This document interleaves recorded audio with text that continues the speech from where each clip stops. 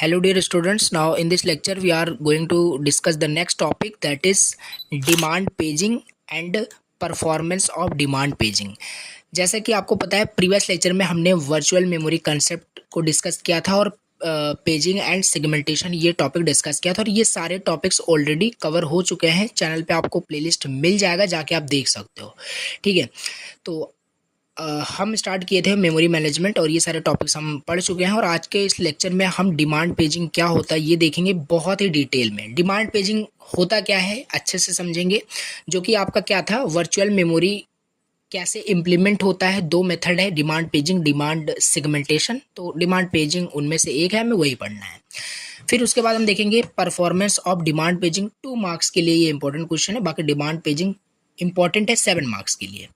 चलिए डिस्कस करते हैं अच्छे से। ठीक है, स्टार्ट करने से पहले छोटी सी रिक्वेस्ट है, चैनल पे अगर फर्स्ट टाइम विजिट किया हो, लेक्चर्स को फर्स्ट टाइम देख रहे हो, तो मैं आपको बता दूं ऑपरेटिंग सिस्टम का जो कंप्लीट प्लेलिस्ट का लिंक है डिस्क्रिप्शन बॉक्स में है, चैनल पे मिल जाएगा, जाके आप कंप्लीट सिलेबस कवर कर सकते हो according to the AKTU new syllabus. The subject code is BCS 401। Okay, so now let's move on the topic, that is demand paging.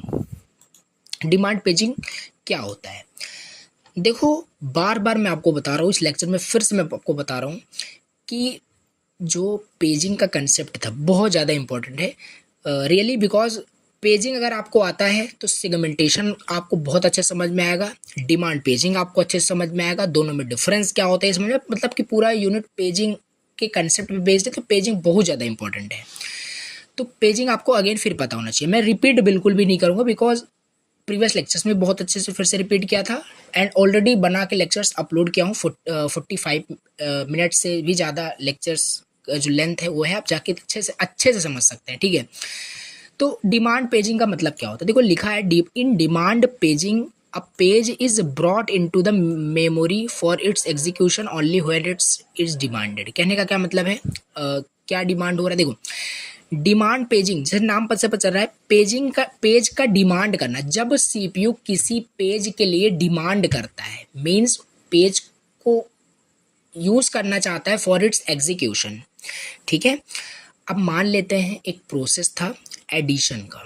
ठीक है, एडिशन का एक प्रोसेस था, प्रोग्राम था, उस प्रोसेस का पेजिंग किया गया, यानी कि उस प्रोसेस को पेज में डिवाइड किया गया और उस पेज को मेन मेमोरी के किसी फ्रेम में स्टोर किया गया। ये होता है सिंपल पेजिंग में। ठीक है, पेजिंग में यही करते थे ना, तो ये चीज़ आपका हो गया इंटरनली ये सारी चीज़। अब सिंपल हम मान लेते हैं एडिशन का कुछ पार्ट F1 फ्रेम के अंदर रखा है और कुछ पार्ट F2 में रखा है, कुछ पार्ट F3 में रखा है, तो ऐसे अलग अलग आपके पेजेस अलग अलग मेन मेमोरी के फ्रेम में रखे हुए हैं।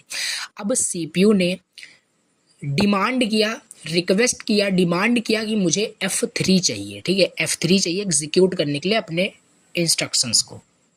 तो CPU डिमांड जब करता है तो क्या होगा कि उसे लाया जाएगा मेमोरी के अंदर। ठीक है, अब यहाँ पे क्या होता है, बेसिकली आपके मेन मेमोरी में आपका सारा जो पेज रहता है मिल जाता है। ठीक है, वहाँ पे मैपिंग रहती है, यानी पेजेस का फ्रेम के साथ मैप्ड रहता है मेन मेमोरी के अंदर। बट अगर हमने पढ़ा था एक टॉपिक पेज फॉल्ट का, अगर पेज फॉल्ट अकर होता है, अगर पेज फॉल्ट अकर होता है, इट मीन्स कि पेज है ही नहीं आपके मेन मेमोरी के अंदर, तो उसे कहाँ से, मतलब मेन में सेकेंडरी मेमोरी से उसे फिर लाया जाता है। और ये सब हमने डिस्कस किया था कैसे लाया जाता है, तो उसे लाया जाता है मेन मेमोरी में। ठीक है, तो कुल मिला के कहने का यही मतलब है डिमांड पेजिंग में कि एक जो पेज होता है वो लाया जाता है मेन मेमोरी के अंदर for its execution only when it is demanded. जब ये डिमांड होता है, डिमांड जब किया जाता है तब। अब ऐसा नहीं है इन एडवांस सारे पेजेस को ला के रख दिया जाता है, जो भी यूज़ करना चाहे यूज़ करे, ऐसा नहीं, ऑन द डिमांड।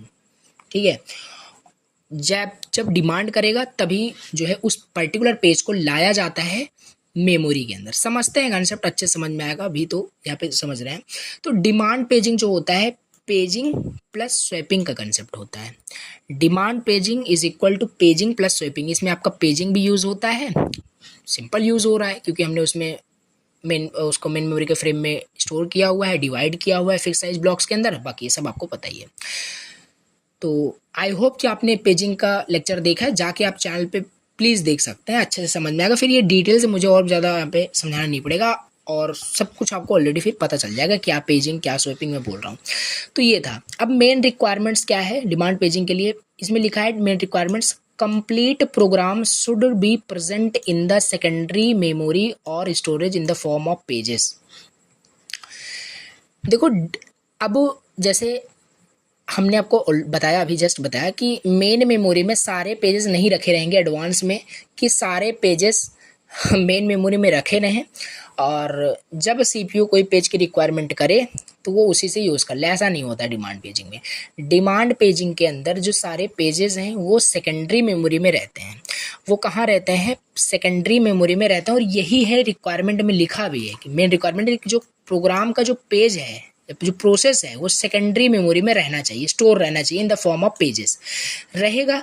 अब मान लेते हैं सेकेंडरी मेमोरी में कोई आपका F1 F2 F3 आपका फ्रेम था। अब सीपीयू ने रिक्वेस्ट किया F2 फ्रेम के लिए, तो तब उसे ऑन डिमांड उसे सेकेंडरी मेमोरी से मेन मेमोरी में लाया जाएगा। और ये लाने का प्रोसेस जो होता है ये भी हमने देख रखा है पेज फॉल्ट के टॉपिक के अंदर, आप जाके देख सकते। तो ये चीज़ है आपका, हम डिमांड पेजिंग समझ रहे। तो तब लाया जाता है सेकेंडरी मेमोरी से, तब लाया जाता है मेन मेमोरी में जब सीपीयू डिमांड करता है किसी पेज के लिए। ठीक है। So the program resides in the secondary memory and pages are loaded in main memory only on demand, not in advance। Advance में नहीं लाया जाता, ऑन डिमांड लाया जाता है। ये मैं बार बार अदर वर्ड्स में लिखा है भी बताने की कोशिश कर रहा हूँ। नाउ ये थोड़ा सा हम समझते हैं। देखो स्वैपिंग यहाँ पे यूज़ होता है स्वैप करने के लिए pages of the program from disk to the main memory and when it is required. देखो समझते हैं, आपका यहाँ पे सीपीयू है, ठीक है, यहाँ पे आप सीपीयू है, यहाँ पे मेन मेमोरी है, यहाँ पे सेकेंडरी मेमोरी है। अब हमने जैसे आपको बताया सारे पेजेस आपके सेकेंडरी मेमोरी में रिजाइड्स रहते हैं, मतलब रिजाइड करते रहते हैं। यहाँ पे P1 आपका पेज है, P2 पेज है, मतलब इस तरीके से आपके 5 पेज यहाँ पे प्रोसेस का रखा हुआ है। अब सीपीयू ने डिमांड किया मुझे P1 पेज चाहिए एग्जीक्यूट करने के लिए। तो अब क्या होगा, इस P1 पेज को सेकेंडरी मेमोरी से मेन मेमोरी में लाया जाएगा, क्योंकि पेज मेन मेमोरी में रहेगा तभी सीपीयू एग्जीक्यूट कर पाएगा। ये तो पता ही है आपको कि कोई भी प्रोग्राम प्रोसेस मेन मेमोरी में रिजाइड करता है तभी एग्जीक्यूट करता है। तो यहाँ पे ये जो मेन सेकेंडरी मेमोरी से मेन मेमोरी में लाया गया, ये इसके इंटरनली भी एक फंक्शन होता है, ठीक है, जो कि ऑपरेटिंग सिस्टम सिग्नल जनरेट करता है, तो लाया जाता है, रीसेट किया जाता है पेज टेबल को। ये सब देखा था हमने किस तरीके से लाया जाता है। यहाँ पे वो हमें समझना नहीं है, बट लाया जाता है ये हमें समझना है, बाकी वो अलग सा टॉपिक है। अभी यहाँ पे स्वैप इन कर दिया गया है, यानी कि सेकेंडरी मेमोरी से मेन मेमोरी में ला दिया गया P1 पेज को। अब क्या करेगा, पेज P1 सीपीयू आराम से अपना एग्जीक्यूट सक्सेसफुली कर लेगा, ठीक है, P1 एग्जीक्यूट कर लेगा।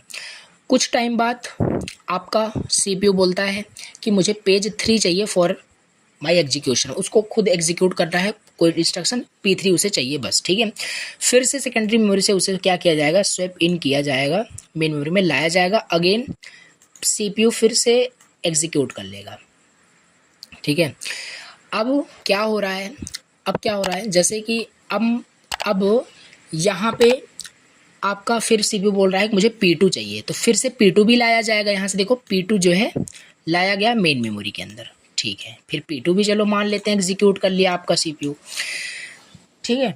अब यहाँ पे हम क्या समझने की कोशिश कर रहे हैं, यहाँ पे एक चीज़ हमें समझ में आ रहा है कि जैसे ये सीपीयू डिमांड कर रहा है तब सेकेंडरी मेमोरी से मेन मेमोरी में आपका जो पेज है लाया जा रहा है, यही आपका है डिमांड पेजिंग। ओवरऑल कहने का ये मतलब है। अब यहाँ पे स्वैप इन हो रहा है तो सिंपल सी बात है स्वैप आउट भी होगा। क्यों होगा, क्योंकि जैसे मान लो आपके मेन मेमोरी आपका फुल हो गया, ठीक है, सारे पेजेस आते गए एग्जीक्यूट करता गया, ठीक है, आपका मेन मेमोरी फुल हो गया। तो यहाँ से मान लेते हैं आप पहले आपका सीपीयू बोला था मुझे P2 चाहिए, ठीक है, P2 लाया गया मेन मेमोरी में। कुछ टाइम बाद बोलता है मुझे P5 चाहिए, मुझे P2 नहीं चाहिए P5 चाहिए, तो P2 को हम स्वैप आउट कर देंगे, इसे फिर से सेकेंडरी मेमोरी में डाल देंगे, क्योंकि हमें मेन मेमोरी फ्री चाहिए, ठीक है, मेन मेमोरी में स्पेस फ्री चाहिए, जिससे कि हमारा जो P5 है या जो भी उसको रिक्वायरमेंट है वो फिर से लाया जाएगा मेन मेमोरी। तो स्वैप कुल मिला के कहने का मतलब है स्वैपिंग यहाँ पे क्या हो रहा है, आपका यूज़ हो रहा है स्वैप करने के लिए पेजेस को। एक सेकेंड, स्वैप करने के लिए स्वैप करने के लिए पेजेस को फ्रॉम मतलब सेकेंडरी मेमोरी से मेन मेमोरी में या मेन मेमोरी सेकेंडरी मेमोरी में आपका यूज़ हो रहा है। यहाँ पे swapping swap in swap out use हो रहा है। और ये ऑन डिमांड जो पेजेस लाए जा रहे हैं यही होता है आपका डिमांड पेजिंग। ये था यहाँ पे कंसेप्ट। ना एडवांटेज थोड़ा सा देख लेते हैं, what is the advantage of demand paging. पहला, रिड्यूस मेमोरी रिक्वायरमेंट। पहला तो हमारा यहाँ पे हो गया, रिड्यूस होता है मेमोरी के जो रिक्वायरमेंट्स हैं, क्योंकि ये यहाँ पे आप देख सकते हो सारे पेजेस सेकेंडरी मेमोरी में रहते हैं, तो मेन मेमोरी ऑल्सो फ्री रहता है और वेस्टेज ऑफ मेमोरी नहीं होता। तो मतलब रिड्यूस होता है मेमोरी का जो रिक्वायरमेंट्स है वो। रिड्यूस स्वैप टाइम यहाँ पे रिड्यूस हो रहा है। Increase degree of multi programming, degree of multi programming भी यहाँ पे इंक्रीज हो रही है। मल्टी प्रोग्रामिंग मीन्स क्या होता है कि मोर देन बहुत सारे प्रोसेस को पेन मेमोरी में रख दिया जाता है, तो मल्टी प्रोग्रामिंग उसे कहते हैं। तो यहाँ पे आप देख सकते हैं ऑन डिमांड सारे प्रोसेस को लाया जा रहा है, तो ये इंक्रीज हो रहा है आपका डिग्री ऑफ मल्टी। तो एडवांटेज आप बहुत सारे लिख सकते हैं, ये रिड्यूस हो रहा है memory requirement, reduce swap time, increase the degree of multi programming, ये चीज़। नो डिसएडवांटेज देख लेते हैं। डिसएडवांटेज का क्या हो सकता है, सिंपल। डिसएडवांटेज का पेज फॉल्ट हो सकता है। सीपीयू ने P1 की रिक्वायरमेंट की, P1 आपका सेकेंडरी मेमोरी में है ही नहीं, तो कहाँ से आएगा, ठीक है, सॉरी गलत बोल दिया। यहाँ पे P1 रिक्वेस्ट किया सीपीयू को एग्जीक्यूट करने के लिए, P1 की रिक्वायरमेंट है, P1 आपका यहाँ पे क्या था, है ही नहीं इसमें, ठीक है, तो लाया जाएगा इसे। तो डिमांड पेजिंग का डिसएडवांटेज यही है कि आपको हाई चांस है कि आपको बार बार यहाँ पे पेज फॉल्ट मिले, एंड पेज फॉल्ट हर बार आपको मिलेगा यहाँ पे। क्यों? क्योंकि जितनी बार ये रिक्वेस्ट करेगा उतनी बार मेन मेमोरी में ये चेक करेगा, मिलेगा है नहीं, बिकॉज सारे तो स्टोर है आपके सेकेंडरी में, तो पेज फॉल्ट एक बार होगा, फिर उसे हैंडल किया जाएगा, और वो हैंडलिंग हमने पेज फॉल्ट के अंदर देखी थी, फिर यहाँ पे लाया जाएगा। तो यहाँ पे पेज फॉल्ट ये डिसएडवांटेज है इसका, ठीक है। पेज फॉल्ट में अगर क्या यहाँ पे अगर होगा ही होगा, ठीक है, तो ये चीज़ है। हार्डवेयर क्या क्या सपोर्ट कर रहा है आपका, थोड़ा सा पॉइंट वाइज आपको ऐसा कंटेंट प्रिपेयर करना है। डिमांड पेजिंग हम तो समझ ही लिए हैं, बट फिर भी हम कंटेंट थोड़ा सा लिख रहे हैं, ठीक है, एग्जाम में हमें राइट करना है, तो ऐसे आपको लिखना है एग्जाम में। हार्डवेयर क्या क्या सपोर्ट करता है आपका डिमांड पेजिंग, पहला तो एक सीपीयू होना चाहिए, फिजिकल मेमोरी हमारे पास, यानी सेकेंडरी मेमोरी या मेन मेमोरी होनी चाहिए, और हमारे पास पेज टेबल होना चाहिए, ट्रांसलेशन लुक असाइड बफर होना चाहिए, जो कि जिसका एक्सेस टाइम काफ़ी कम होता है, तभी यहाँ पे आपका स्वैप टाइम जो है रिड्यूस हो रहा है, ठीक है। तो ये चीज़ आपको याद रखनी है। तो ओवरऑल ये आपका हो गया डिमांड पेजिंग का कंसेप्ट, ठीक है। चलिए नेक्स्ट यहाँ पे हम टॉपिक देखते हैं, जो कि है performance of demand paging. Demand paging की परफॉर्मेंस, मतलब कहने का क्या मतलब है कि जो डिमांड पेजिंग होता है इसकी हेल्प से कंप्यूटर सिस्टम के परफॉर्मेंस पे क्या इफेक्ट होता है, ये हमें देखना है। डिमांड पेजिंग की हेल्प से कंप्यूटर सिस्टम के परफॉर्मेंस पे क्या इफेक्ट होता है वो हमें समझना है। तो परफॉर्मेंस ऑफ डिमांड पेजिंग यही है, और 2 मार्क्स में मैक्स टू मैक्स ये क्वेश्चन पूछा जा सकता है। विथ न्यूमेरिकल अगर आ गया तो 7 मार्क्स में भी पूछा जा सकता है। So demand paging can have a significant effect on the performance of performance of computer system. Let us calculate the effective access time for a demand page. देखो यहाँ पे हमें कैलकुलेट क्या करना होता है, इफेक्टिव एक्सेस टाइम, यानी EAT हमें कैलकुलेट करना होता है, इफेक्टिव एक्सेस टाइम। इसका फॉर्मूला क्या होता है, 2 मार्क्स पे पूछा जाएगा, तो आपको थोड़ा सा ये लिखना है क्या इफेक्ट पड़ रहा है कंप्यूटर सिस्टम पे, वो बताता है, और ये फॉर्मूला आपको राइट करना है। फॉर्मूला क्या है, पहला आपका है 1 - P multiply MA plus P multiply page fault time, जहाँ पे P means page fault and MA means memory access time, और पेज फॉल्ट टाइम ये सब क्वेश्चन में दिया रहता है, ठीक है। तो इफेक्टिव एक्सेस टाइम हमें कैलकुलेट करना होता है। तो बेसिकली यही आपका परफॉर्मेंस ऑफ डिमांड पेजिंग यही है। इसमें हमें कैलकुलेट करना होता है इफेक्टिव एक्सेस टाइम किसी भी डिमांड पेज के लिए, किसी भी पेज को एक्सेस करने के लिए on the demand of the CPU कितने जल्दी वो पेज एक्सेस कर पाओगे आप, इफेक्टिव एक्सेस टाइम क्या होगा, ठीक है, ठीक है। तो ये चीज़ है, इस फॉर्मूले से हम कैलकुलेट कर सकते हैं। अब थोड़ा सा और आगे हम बढ़ते हैं और कंसेप्ट थोड़ा सा देखते हैं। बाकी परफॉर्मेंस ऑफ डिमांड पेजिंग में आपको उतना ही लिखना है, या आप चाहो तो थोड़ा बहुत और लिख सकते हो, हिट रेशियो मिस रेशियो के बारे में थोड़ा सा ये भी समझ लेते हैं। बाकी ये भी 2 मार्क्स के लिए इंपॉर्टेंट क्वेश्चन है। What is hit ratio, what is miss ratio. देखो हिट का मतलब क्या होता है, हिट का मतलब क्या होता है, हिट रेशियो पहले समझ लेते हैं। देखो कोई भी रिक्वायरमेंट अगर किसी भी डेटा की रिक्वायरमेंट अगर सीपीयू को होता है तो सीपीयू पहले कहाँ चेक करता है, सीपीयू पहले चेक करता है कैश मेमोरी के अंदर, ठीक है। कैश मेमोरी के अंदर चेक करता है, कैश मेमोरी में अगर वो डेटा उसे मिल जाता है तो उसे क्या बोलते हैं, कैच हिट हो गया। अगर वो डेटा कैच के अंदर नहीं मिलता है तो कैच मिस हो गया। नहीं मिलता है कैश मेमोरी के अंदर तो मेन मेमोरी में देखा जाएगा, मेन मेमोरी में नहीं मिलेगा तो 100% सेकेंडरी मेमोरी में मिल जाएगा। तो ये हमारा कैच हिट कैच मिस का वो था, हिट रेशियो मिस रेशियो वहीं से रिलेटेड है। सो हिट रेशियो का सिंपल आपको फॉर्मूला याद रखना है, वही होता है आपका number of hits upon total number of request कितना किया गया, यानी कि नंबर ऑफ हिट कितने हुए और कितनी बार सीपीयू रिक्वेस्ट किया था किसी भी डेटा के लिए। मान लेते हैं डेटा के लिए उसने 10 बार रिक्वेस्ट किया था और उसमें कैच जो हिट हुआ वो 5 टाइम्स हुआ, तो यही आपको फॉर्मूला लिखना है, number of hits upon total number of request multiply 100, क्योंकि हमें परसेंटेज में निकालना है डेटा, ठीक है। तो the hit ratio is the percentage of the times that the requested data is founded in the catch और रैम, ये हिट रेशियो निकलेगा। सिंपल यहाँ पे number of miss upon total number of request कर दोगे तो यहाँ से मिस रेशियो निकल जाएगा, ठीक है। तो इसलिए मैंने फॉर्मूले आपको बता दिए, क्योंकि कभी कभी डायरेक्टली 2 मार्क्स में आपको नंबर ऑफ हिट्स दे देगा, टोटल नंबर ऑफ रिक्वेस्ट दे देगा और बोलेगा हिट रेशियो निकालो, मिस रेशियो निकालो। तो ये फार्मूले आपको याद रहेंगे तभी निकाल पाओगे ना, तो इसलिए बता दिया यहाँ पे हिट रेशियो मिस रेशियो का फॉर्मूला क्या है, number of hits upon total number of request and number of miss upon total number of request. ये है ना hit ratio miss ratio.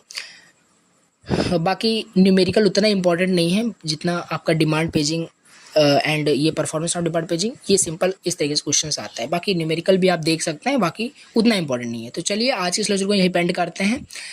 Next lecture के अंदर हम बता देते हैं कौन सा टॉपिक हम डिस्कस कर रहे होंगे। नेक्स्ट लेक्चर के अंदर आपका इतना सारा टॉपिक कवर हो चुका है, ये सारे टॉपिक्स आपके यूनिट 4 के कवर हो चुके हैं, सारे टॉपिक्स यहाँ पे कवर हुए, डिमांड पेजिंग, परफॉर्मेंस और डिमांड पेजिंग, यहाँ तक के सारे टॉपिक्स आपके कवर हो चुके हैं। नेक्स्ट लेक्चर के अंदर हम most and very important topic discuss करेंगे, that is page replacement algorithm. 3 पढ़ने हैं यहाँ पे, हमें LRU पढ़ना है, ऑप्टिमल पढ़ना है और भी हमें 1-2 यहाँ पे पढ़ने हैं। तो पेज रिप्लेसमेंट का हम देखेंगे, फर्स्ट इन फर्स्ट आउट एक होता है तो वो भी देखेंगे। तो सारे यहाँ पे टॉपिक डिस्कस, उसके बाद थ्रेसिंग होगा, कैश मेमोरी होगा, फिर लोकेलिटी एवरेज, छोटे छोटे टॉपिक्स हैं। तो चलिए नेक्स्ट लेक्चर के अंदर हम देखते हैं page replacement algorithm. I hope lecture पसंद आया होगा। लेक्चर्स को प्लीज़ लाइक करना, सब्सक्राइब करना, चैनल पर न्यू विजिट किया हो तो। Thank you so much for watching the lecture.